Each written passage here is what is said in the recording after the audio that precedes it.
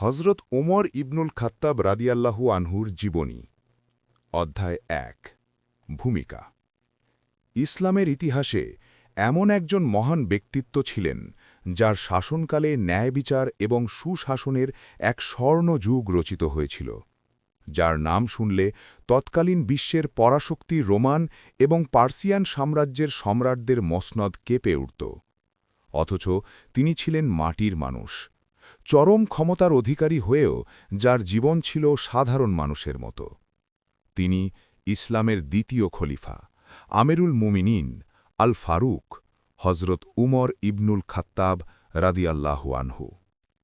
আজ আমরা জানব কিভাবে একজন কঠোর মূর্তিপূজক থেকে তিনি হয়ে উঠলেন ইসলামের অন্যতম শ্রেষ্ঠ রক্ষক এবং ন্যায় বিচারের এক উজ্জ্বল নক্ষত্র। অধ্যায় ২ ইসলাম গ্রহণের আগের জীবন। নবুয়তের আগে মক্কার কুরাইশ বংশে উমরের ছিল এক বিশেষ মর্যাদা। তিনি ছিলেন দীর্ঘদেহী, শক্তিশালী এবং অপসহীন এক যোদ্ধা। জাহেলিয়তের যুগেও তিনি ছিলেন শিক্ষিত এবং কুরাইশদের একজন গুরুত্বপূর্ণ কূটনৈতিক দূত।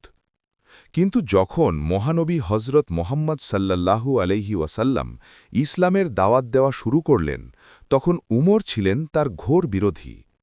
তিনি নিজের গোত্রের ধর্ম এবং বাপদাদার ঐতিহ্য রক্ষায় এতটাই কঠোর ছিলেন যে নতুন মুসলিমদের ওপর তার নির্যাতন ছিল নির্মম। মক্কায় তখন মুসলমানদের জন্য এক কঠিন সময় অতিবাহিত হচ্ছিল। অধ্যায় ৩ পরিবর্তনের মুহূর্ত ও ইসলাম গ্রহণ। নবুয়তের ষষ্ঠ বছর উমরের ক্রোধ চরমে পৌঁছল। তিনি সিদ্ধান্ত নিলেন ইসলামের এই নতুন সুরকে চিরতরে স্তব্ধ করে দেবেন। খোলা তরবারি হাতে তিনি রওনা হলেন রাসূলকে হত্যা করার উদ্দেশ্যে। কিন্তু পথমধ্যে জানতে পারলেন যে তার নিজের বোন ফাতিমা এবং ভগ্নিপতি সাঈদও ইতিমধ্যে ইসলাম গ্রহণ করেছেন। ক্রোধে উন্মত্ত হয়ে উমর ছুটলেন বোনের বাড়ির দিকে। বাড়ির বাইরে থেকে তিনি পবিত্র কোরআনের সূরা তাহা-এর আয়াতগুলো পাঠ করার আওয়াজ শুনতে পেলেন। তিনি ঘরে ঢুকে বোন ও ভগ্নিপতিকে আঘাত করলেন, কিন্তু তাদের ঈমানের দৃঢ়তা দেখে তিনি থমকে গেলেন।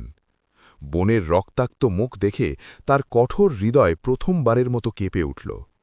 তিনি যখন কোরআনের আয়াতগুলো শুনলেন, এক অলৌকিক প্রশান্তি তার আত্মাকে স্পর্শ করল। মুহূর্তের মধ্যে তার ভেতরের অন্ধকার দূর হয়ে গেল। তিনি তখনই ছুটে গেলেন রাসূলের কাছে এবং পাঠ করলেন, আশহাদু আল্লা ইলাহা ইল্লাল্লাহ ওয়া আশহাদু আন্না মুহাম্মাদান আবদুহু ওয়া রাসূলুহু। অধ্যায় ৪ ইসলামের শক্তি এবং আল ফারুক উপাধি।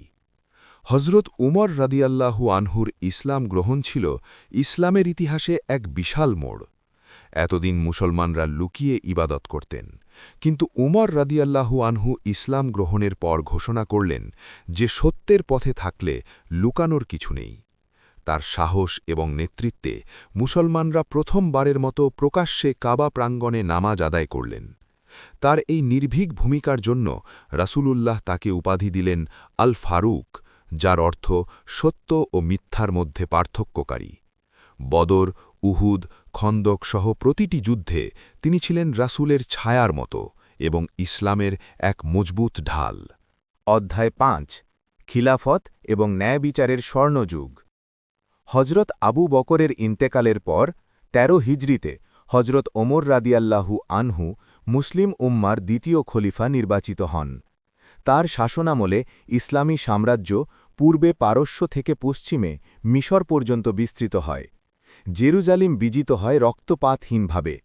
কিন্তু এত বিশাল সাম্রাজ্যের অধিপতি হয়েও তার জীবন ছিল চরম সাদাসিধে।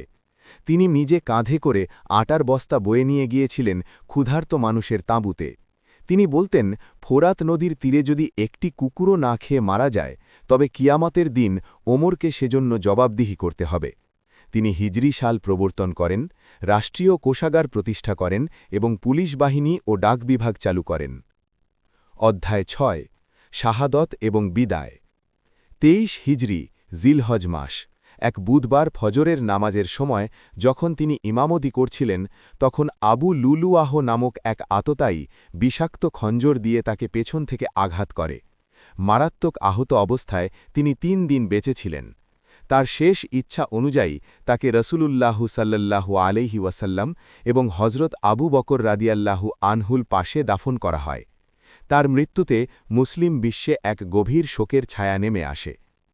অধ্যায় ৭ উপসংহার হজরত ওমর রাদিয়াল্লাহু আনহু চলে গেছেন, কিন্তু রেখে গেছেন ন্যায় বিচার, সততা এবং সুশাসনের এক কালোজয়ী দৃষ্টান্ত।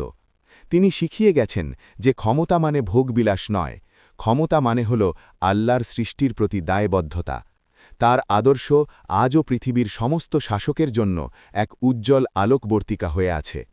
ইসলামের এই মহান বীরের জীবনী আমাদের শেখায় কিভাবে সত্যের পথে অবিচল থাকতে হয়। ভিডিওটি ভালো লাগলে লাইক দিন এবং শেয়ার করে অন্যদের জানার সুযোগ করে দিন। আমাদের চ্যানেলটি সাবস্ক্রাইব করতে ভুলবেন না। ধন্যবাদ।